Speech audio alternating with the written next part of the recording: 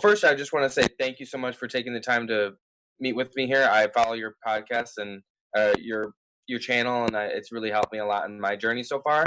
So you promote a ton of content. I don't know how you do it, but I really appreciate it, and it's been really helpful. Um, two things I think that I'm struggling most with in my personal statement and the application process more broadly. One, and I'm just going to be honest with you because I have very limited time. I'm worried about the character and fitness portions. For me personally, I have some misdemeanors in my background that I'm kind of struggling with how to address. And two, the topic itself for my personal statement. Um, I'm a recovering addict. I have several years clean. It's part of my story, and I didn't really want to discuss that on my personal statement just because of how private it was. But I figured with all the character and fitness questions, it'd be best that I address that rather than shying away from it. So I'm just kind of struggling with making sure that I don't share too much or not too little of with that, and make sure that I'm addressing this in. I know the addendum is for the character and fitness specifically, but my personal statement, I want to discuss my recovery process.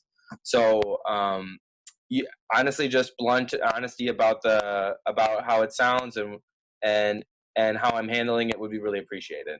Yeah, sure, absolutely. Kudos to you for taking this on head first, really being Thank you. upfront and honest about it. I think that's really important.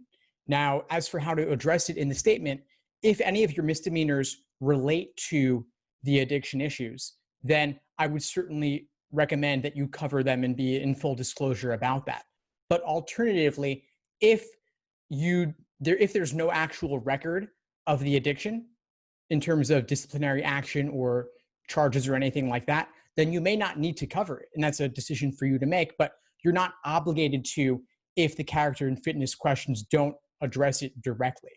So if it was totally behind the scenes and you took care of it and it's no longer an issue, you may be better off not talking about it because law schools may have some concerns about it, and better safe than sorry for your chances.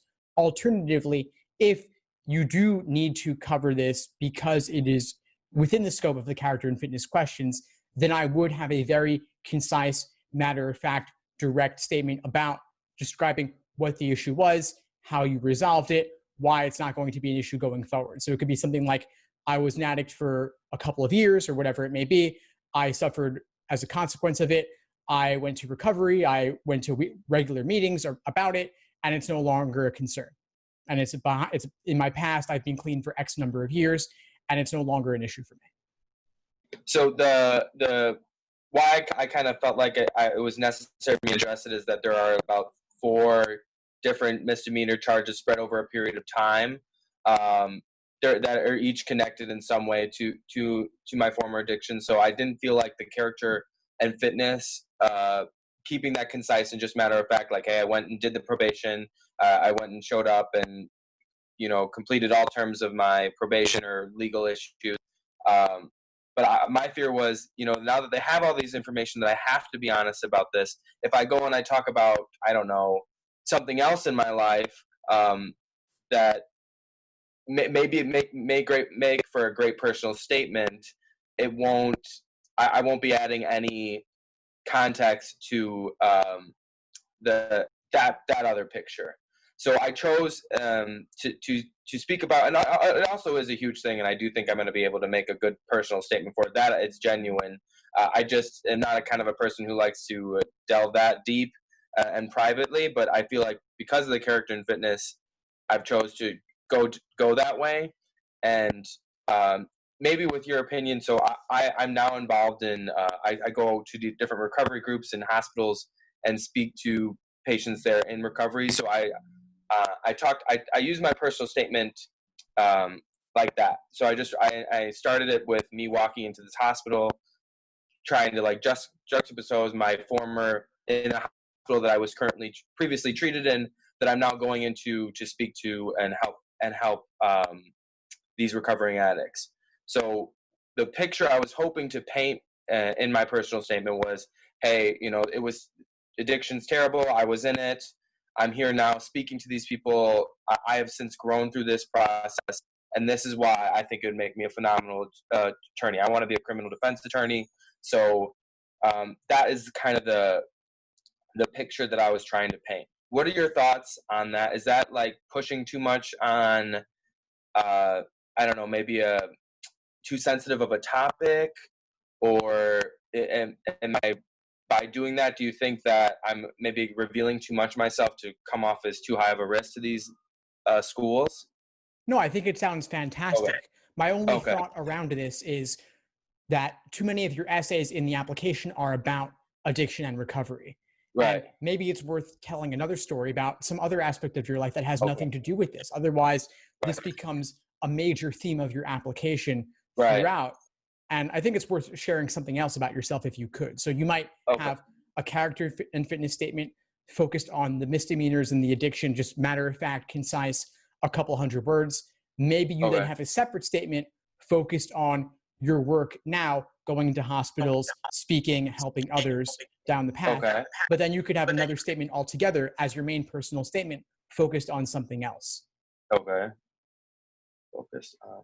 It's something to consider if nothing Okay. else, if something else does Right. come to mind. I think Right. your personal statement topic sounds fantastic, but I wouldn't want your whole application to be nothing about To look addiction, like, addiction, yes. addiction, recovery, recovery, recovery.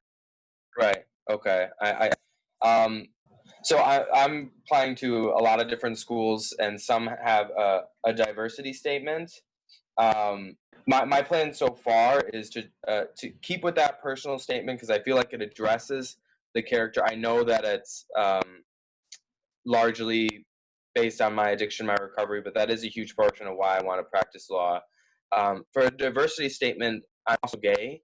Is that something that you think should be discussed in an application, or if I'm combining both aspects of those? Again, it's another topic I don't want to push on um, unless it could be helpful.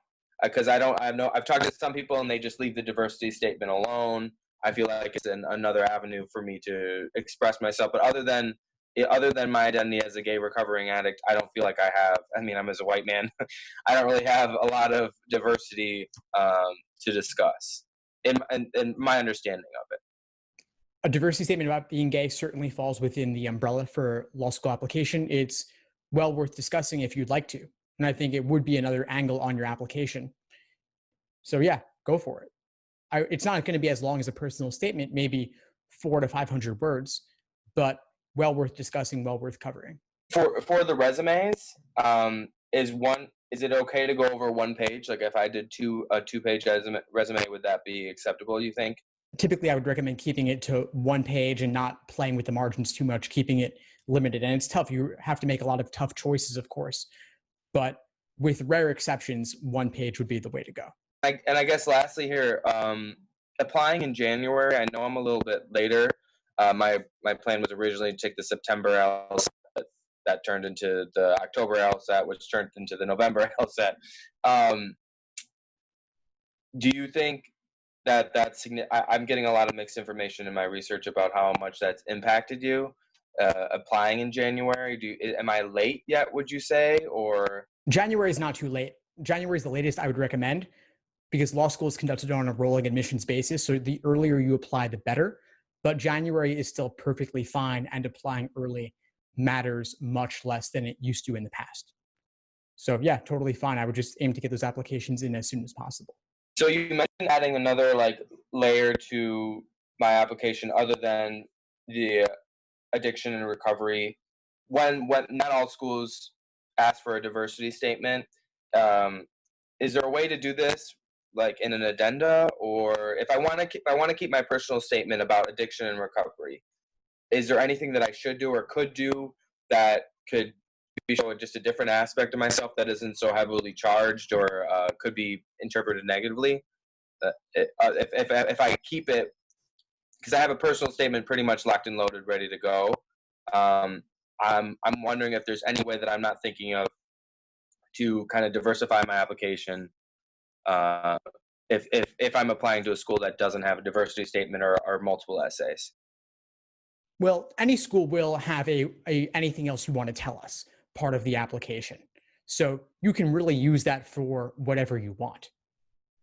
And you've got the personal statement and character and fitness addressing the addiction. You could have a diversity statement or optional essay talking about being gay.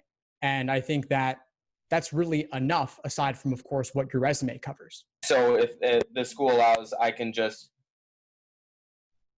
submit like another couple 100-word essay about myself, away from these other topics that I discussed.